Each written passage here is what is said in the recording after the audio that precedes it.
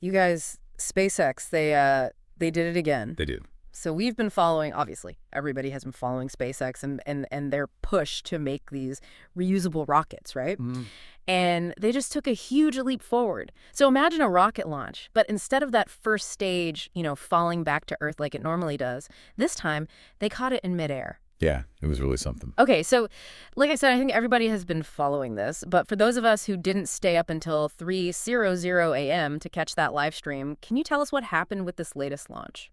Yeah, so on Sunday, SpaceX launched and landed successfully the first stage of their Super Heavy-Starship rocket, which is the most powerful rocket ever built. They Wow. managed to catch that 23-story booster right out of the sky. It's so big. It's gigantic, using these huge mechanical arms on the launch tower, and they've nicknamed them Mechazilla. Mechazilla. Okay, well, that's pretty cool, but seriously, like catching a rocket, that sounds unbelievably complex. It is incredibly complex. You have this, essentially a skyscraper with engines coming back down to Earth at an incredible speed. Yeah.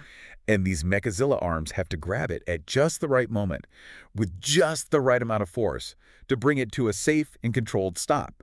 So not like a claw machine. No, not quite like a Oh, claw machine. Yeah, it's a lot more intricate than that. Yeah. But that's the whole goal. SpaceX wants to make these rockets more like airplanes, Oh. where they can fly, land, refuel, and fly again. That makes a lot more sense, especially if you're trying to, I would imagine, bring down the cost of space travel. Exactly. That's one of their goals. Right now, the biggest expense in space travel is building a new rocket for every single mission.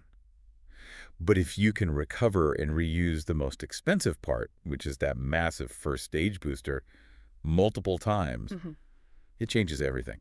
Well, this launch went a lot smoother than their last attempt back in June. It did, yes. If you remember, the Starship upper stage, which is the part that continues into space, had some trouble with re-entry. A little bit, yeah. It did not go as planned. Right, yeah. So for this attempt, did they make any changes?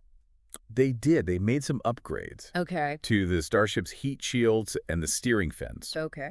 And as a result, the Starship not only survived re-entry, but it came back in really good shape. Okay, so surviving the fiery return trip is pretty essential for this whole reusable spaceship thing to work. Wow. So they stuck the landing and the spaceship didn't turn into a fireball. That's amazing. Yeah. It's really starting to feel less like if and more like when for all of SpaceX's reusable rocket goals. I think so, yeah. It's really starting to feel inevitable at this point. Yeah. And this latest success with the Mechazilla catch, that's a game changer for a lot of reasons. Okay, so let's unpack that, because we're used to seeing those SpaceX Falcon 9 boosters landing Right. themselves. Like sticking those landings on those legs, which is so cool to watch every time. How does this Mechazilla catch compare to that? It's really a whole other level of complexity, Okay. because the Falcon 9 landings, those are impressive in their own right. Those boosters essentially fly themselves back to a designated landing spot. Yeah. But this super heavy booster, that thing's coming in way too fast and way too hot for legs, so it has to rely on the launch tower itself to make the catch. Wow. The timing and the precision involved are just mind-boggling. So you've got this like metal behemoth basically hurtling back to Earth, and they're playing this like incredibly high stakes game of catch with a launch tower. Pretty much, yeah. Yeah. And the idea of catching rockets isn't totally new. Back in the 60s, NASA, they experimented with using helicopters to try to catch returning rocket stages. Helicopters catching rockets. That sounds, it sounds terrifying, to be honest. It does sound terrifying. It was ambitious, but those were much, much smaller stages, and the technology just wasn't there yet. Yeah. What SpaceX is doing is, again, they're taking that basic idea and scaling it up, like, massively. Of course they are. Leave it to SpaceX to supersize everything. But this whole rapid reusability thing, it's not just about cool landings and giant robot arms. Right. There are some serious implications here, right? Right, absolutely. I think. Yeah. This technology has the potential to completely revolutionize space exploration. Yeah. And it all comes down to cost. Okay. Okay, so let's talk about money. Space travel has always been astronomically expensive, no surprise there. Right. It's always been governments with, really deep pockets calling the shots. But if we're talking reusable rockets, that changes things up, right? It really does. It could change everything.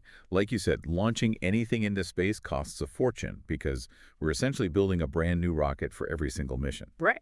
But if you can recover and reuse the most expensive part, which is that first stage, multiple times, then it's a whole new ballgame. So how much cheaper are we talking? If we're able to reuse these rockets over and over again, how much money are we actually saving? Well, SpaceX has said that being able to reuse the Super Heavy booster could reduce launch costs by as much as 90%. 90%. That's incredible. It's huge. Suddenly we're not just talking about government-funded missions anymore. Exactly. This opens up all kinds of possibilities for private companies, for research institutions, even space tourism. Wow. Cheaper launches mean more opportunities to put satellites into orbit, to conduct experiments in space, and yeah, maybe even send tourists on little joyrides. So Elon Musk is really trying to create this whole space economy. Yeah, he's definitely thinking big picture, that's for sure. And this also ties into SpaceX's contract with NASA to provide the lunar lander for the Artemis program. Right, NASA's big push to get humans back on the moon. Exactly. And this is where this rapid reusability becomes really, really essential. Hmm. Because to get astronauts to the moon and back safely, you need multiple launches. You have to get the Starship into Earth orbit, then you have to send up these tankers full of fuel, and then you have the actual lunar lander itself. Wow.